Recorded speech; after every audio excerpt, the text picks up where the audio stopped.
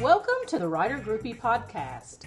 I'm Kim Smith, the writing guru, bringing you discussions, insights, and insider details on planning, producing, promoting, and profiting as a writer. This is a podcast by writers for writers. You can find out more about Writer Groupie at www.writergroupie.net.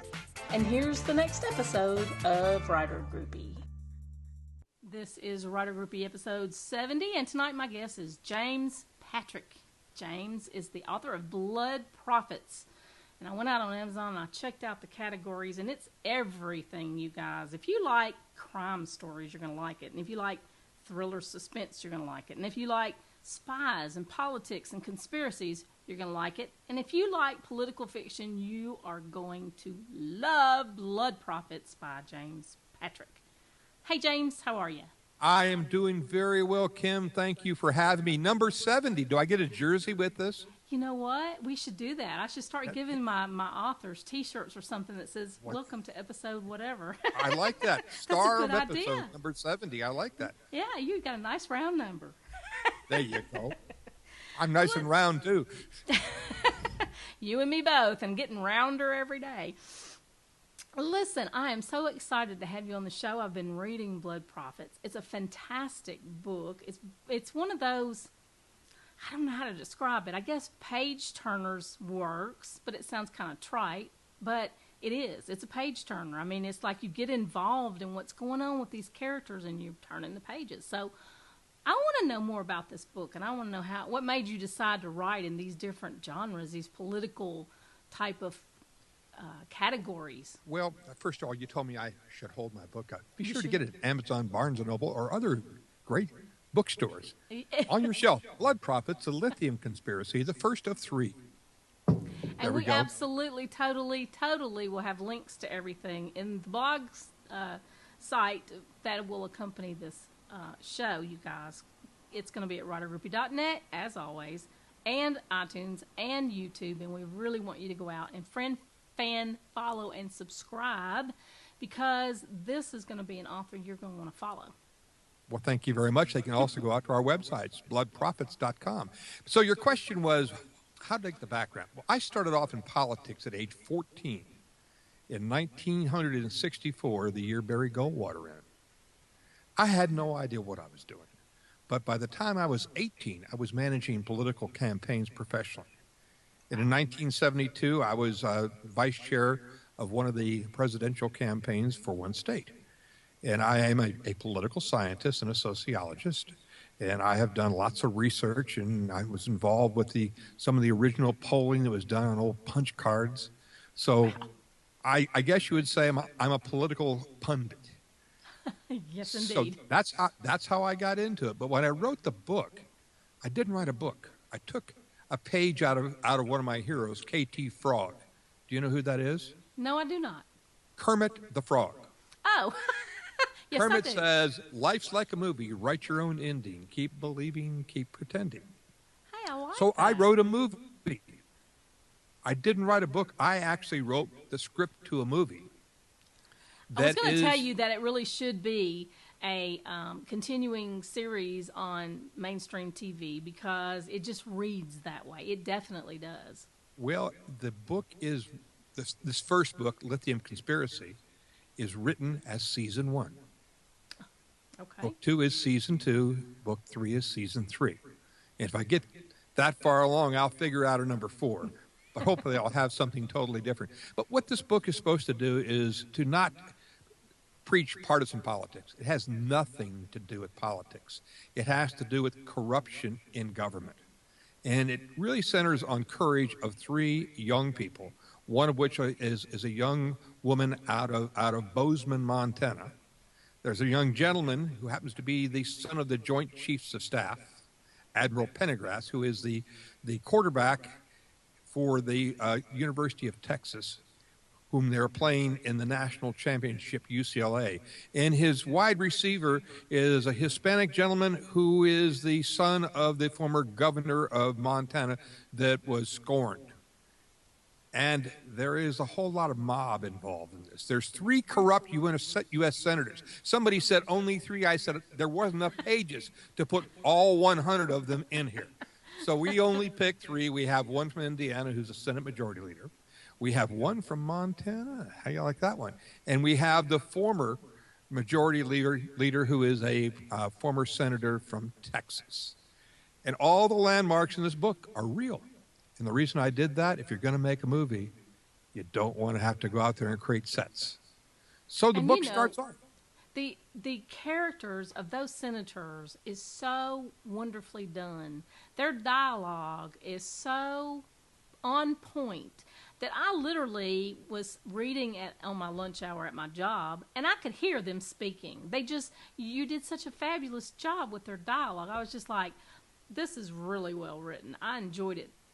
Just the fact that I could hear it, with my mind's ear. Well, what I did to create the book is I looked at the cast, and I created a cast. And I put together all the characters on a big, long page, and I put their entire biographies in there. So I had all the characters figured out before I started. Then I looked at all the landmarks. Then I looked at my theme. And what the theme in this book is about is the lithium conspiracy.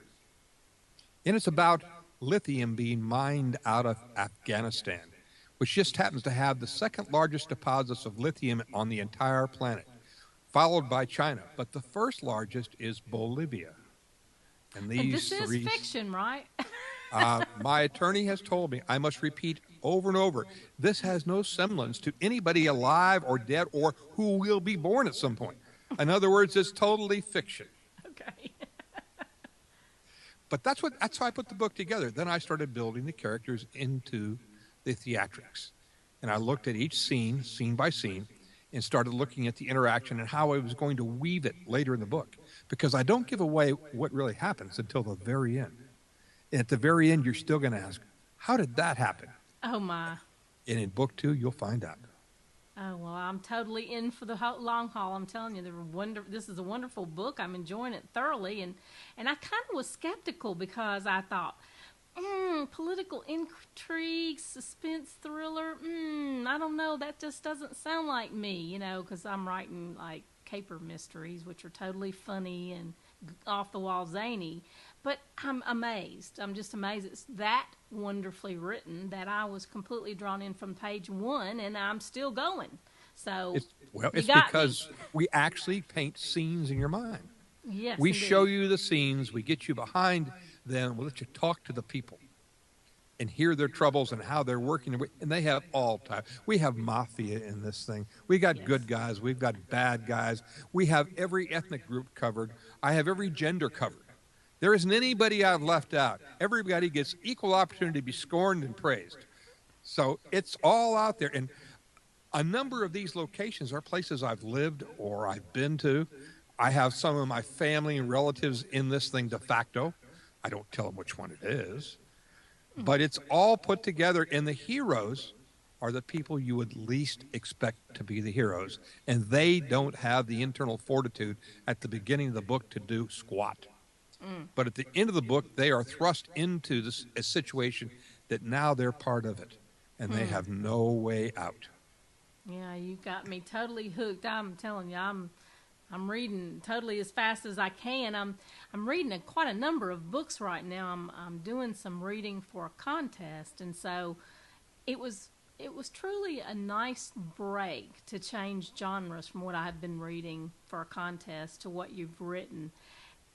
And did you plan to write in the thriller suspense genre, or was this always in your mind from the first time you picked up the pen, or what? I actually wrote a book back in the early 90s called The Millennium Looking Glass. And it was about the fall of the Berlin Wall and the USSR, et cetera. And all the stuff happened before I got it out. So I just shelved it. So I started thinking about this next book that I didn't want it to have anything that was not fiction. But I wanted it close enough. And I tell you, House of Cards, have you ever seen that on Netflix? I have not. I must be the only person in the United States that has not watched House of Cards. But I gave up my Netflix account because I thought, well, if I don't watch too many movies, maybe I'll get a little more writing done. And that hadn't really worked. Well, So maybe I'll I've go got back to and tell you, get it. having been behind the scenes in D.C., there's a lot of Netflix that is absolutely spot on, and there's a lot of Netflix that is taking a little bit of, what do you say? Literary license. Yeah, that would probably be a good way of putting it. But it keeps you in suspense to want to come back over and over. And Kevin Spacey does such a fantastic job of being a terrible, awful guy that you absolutely want to hate. On the other hand, you want to see how bad he is, a modern J.R. Ewing. Oh, boy. So when I started writing the book, I started thinking about that type of genre. What could I do to show you the back room, what goes on, but also show you the front room of the people it affects? So that's what you're seeing is the people it affects, of all the dirty tricks and so on, and how it affects the common person, and how these people suddenly have to decide, am I going to do something about this, or am I going to be passive?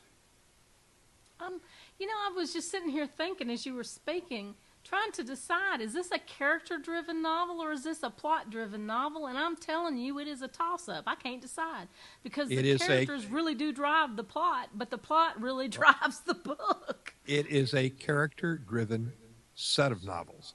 All the characters you see in book one, minus those that I kill off. That's always fun, by the way, killing them off, watching them die and go away. Well, Mr. Patrick, I believe you have a bloodthirsty streak. That's why it's called Blood Prophets. Hey, good point.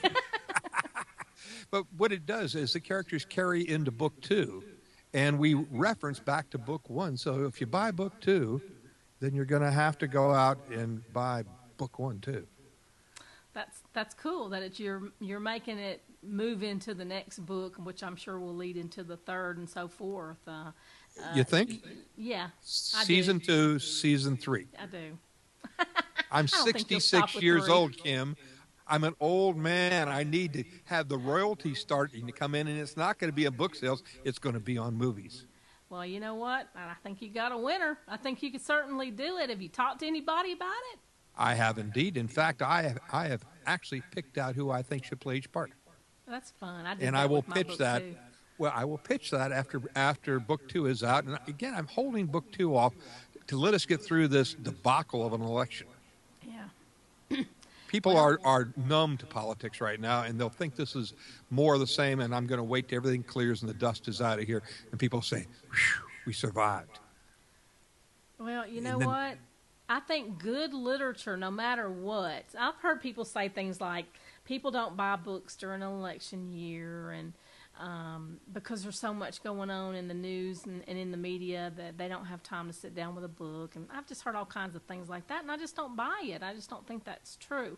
I do think, however, that the temperature of people's attitudes throughout this past year have been so inflammatory on both sides that it's going to be hard to settle everybody down and make them want to do anything but argue. Now, Kim, do you remember the old movie Network, where the newscaster comes on and he gets in the middle of the newscast and he said, I'm mad as hell and I'm not going to take it anymore. And he tells everybody to go out in the streets, open their windows and yell, I'm mad as hell, I'm not going to take it anymore. Well, that's where we are. Remember that. We are there right now. We're mad as hell. We don't want to take. Nobody wants to turn the news on. You come run for cover because you don't know what's going to hit you. Well, my book doesn't make you run for cover. It says, oh, that's what they meant. Yes. It does explain a few things. It does give us somebody to root for and somebody to root against. Well, the people you root for in this book are the people who aren't in politics. It's the people that taking the bad guys down. So that's where it is. Well, you know, how long did it take you to write this book? And tell us about what a normal writing day for you would be like, because there's got to be a lot of research that goes into this, isn't there? Actually, some. I did all the research. I did all the outline. I did all the dialogue. I had a co-author who's written 4 or 5 novels. We're no longer associated with each other. He has gone his way. I've gone mine. He's more into religious books. I'm not. But what I did is we outlined the whole thing, and I put the scripting together and did the research. and then he fluffed it, so to speak, Ah. and made it a little more artsy. Some cases a little too artsy, but but that's how we did it. And it took probably a year, and most of it was written over email. Over email? Over email. That's interesting. How did you do that? Did you like work in I Word hated and then just every send minute of it. attachments? I hated every minute of it because my co-author was not one that liked to dialogue. And I liked the dialogue. I liked to storyboard it and talk about it and get into the character and so on. So it was a challenge.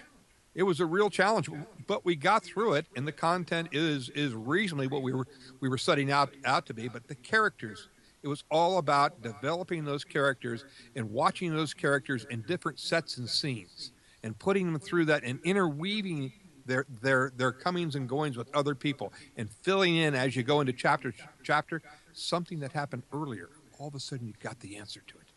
And it's wow. And that's what I call the aha factor. Yeah. And if I could get you into an aha factor every chapter, you kept reading. I agree. Have you found those yet? Can you hear me? I can hear you fine. Okay. I thought I lost you for a minute there. Sorry about that. Have you found the aha factors yet in the chapters you've been through? I don't think I've gotten quite far enough. I might have just finished a chapter that ended with an aha. Because I just ended the chapter where there is a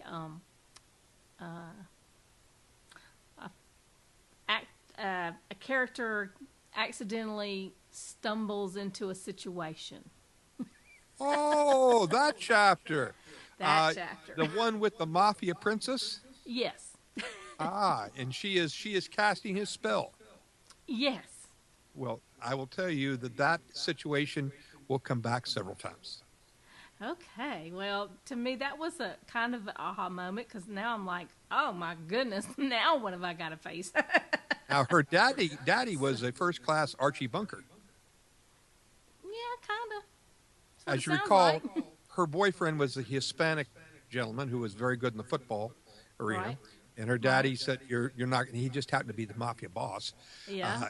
Daddy said, not "I'm not going to have I'm not going to have a bunch of little lawnmowers running around." Yeah. And he has a Hispanic maid, which you'll hear more about in book 2.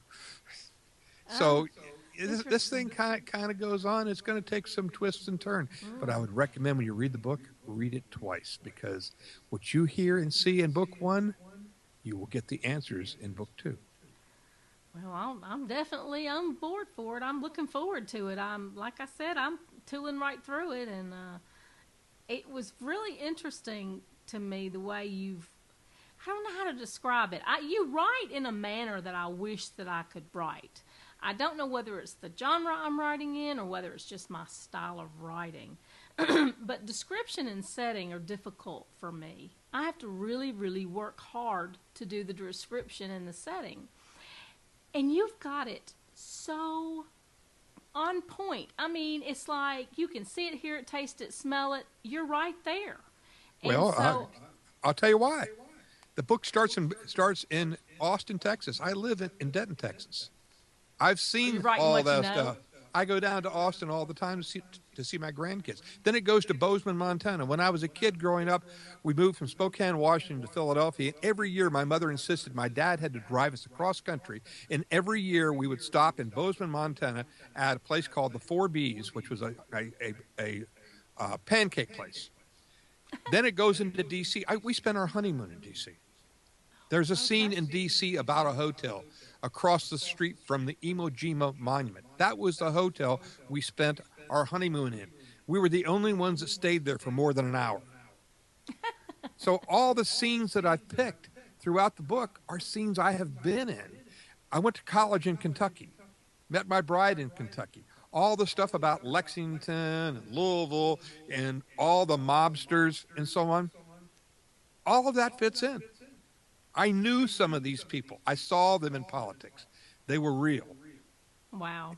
So what I've done is I've brought them to life, not into a phony type of brought them to life where it's almost comical or bigger than life. I've made them life, who they are and how they operate behind the scenes. So that you're looking at it as you're sitting there along the edge of the walls or looking down the ceiling at them, and you're seeing the characters move. You're seeing a movie in your mind. That's true. That's very true. I did not know that you were familiar with the Louisville, Lexington area. Maybe I mean, that was in there. I remember reading it. You're right. I'm going to have to go back and read it again. Now, Kim, I went to the Harvard on the Ohio, the University of Louisville. Oh, okay. I was involved in Kentucky politics for about 4 years. That's the nastiest politics you can possibly be in. Well, so it's there. I know what Newport, Kentucky is. Are you familiar with that? No. I actually said why I said that was because I just came back this month, a few weeks ago, from a convention, a writers' convention in Louisville. And I just wonder if you had been going to that or knew about it. That'd be something interesting. I was going to tell you about it.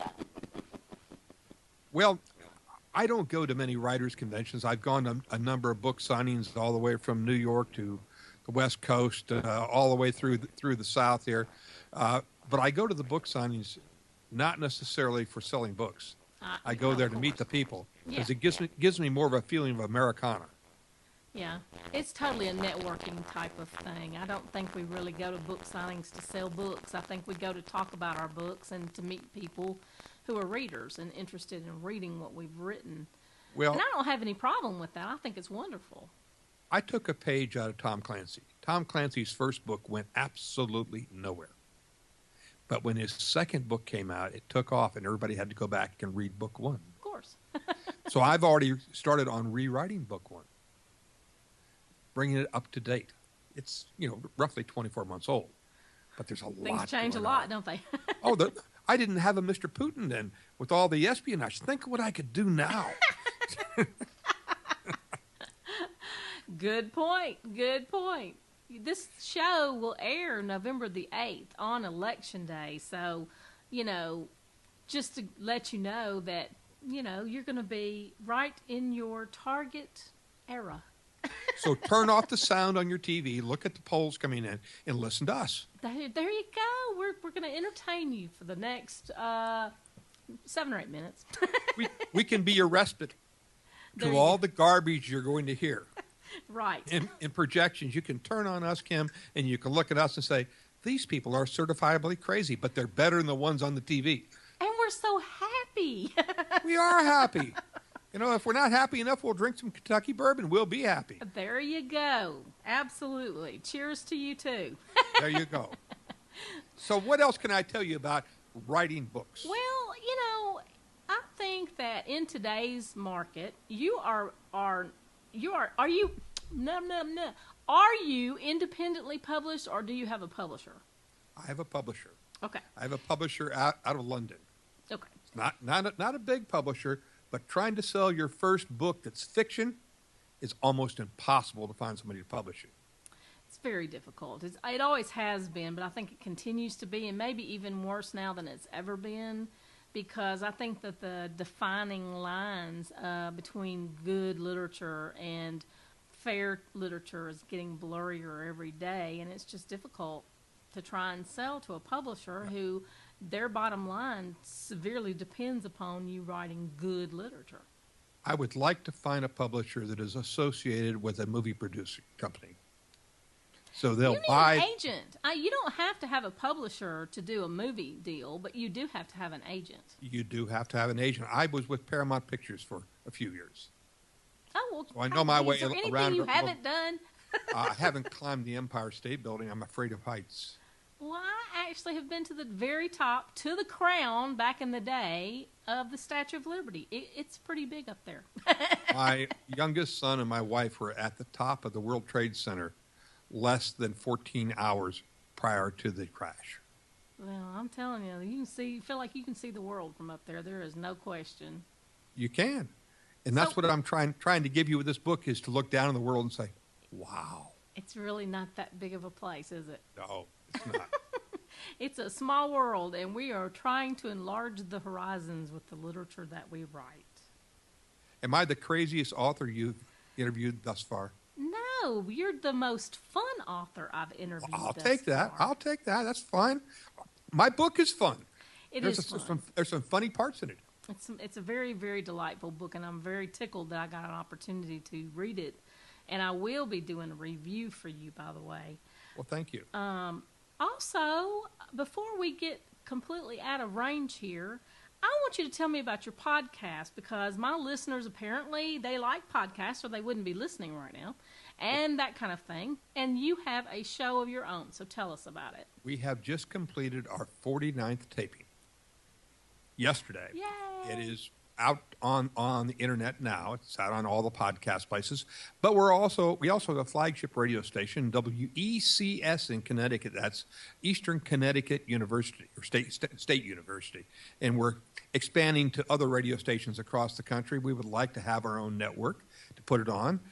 Not own a network, but place it on a number of syndicated stations. Right. But it's about the old song, clowns to the left of me, jokers to the right, stuck in the middle of you. Isn't that appropriate for this year? It is. Stuck in the middle with you. That is very true. We look at it from both sides going out, and we're equally as critical to both sides. But what we do that's different is we tell you the little things behind the scenes. And thus far, we've had probably 24 times that we're ahead of the mainstream media in predicting what's going to happen. Wow. So will you be broadcasting on Election Day? No. No. Okay. We will be broadcasting on election post one morning. Okay. Because I don't think the whole story is even going to be close. Probably not for a week. It could go on for months. That's true. The day after the election, it may not be enough time to get the whole story yet. I would expect you're going to see lots of lawsuits. I think this thing could head into the House of Representatives. It goes to the Supreme Court. How's anybody going to make a decision? They're even. That's so true. This thing's going to be pretty interesting, to say the least. But, after it's all done, Kim, Humpty Dumpty has to come back together again. Yeah, that's right. That is we wait so for all true. We wait for all the king's horses and all the king's men to put us back together again. We'll be the former USSR. We'll look just like them. Gosh, don't say that. That's a scary thought. It is a scary thought, but that's why we have to come together and forget our differences and understand it's one country. It is. We have always had each other's back. When it comes to push and shove, we might be like the brother and sister in the back of the car. She touched me. He touched me. That kind of thing. But don't let anybody else pick on them. You got that absolutely Don't let anybody right. else pick on us. We stand up. We stand together. And we don't want anybody to ever think we are not the United States of America. I tell you what, when it's all over, you and I will write a book with the other person winning, whoever it was. And what would happen? Alternate reality. Love it. Let's just go do it.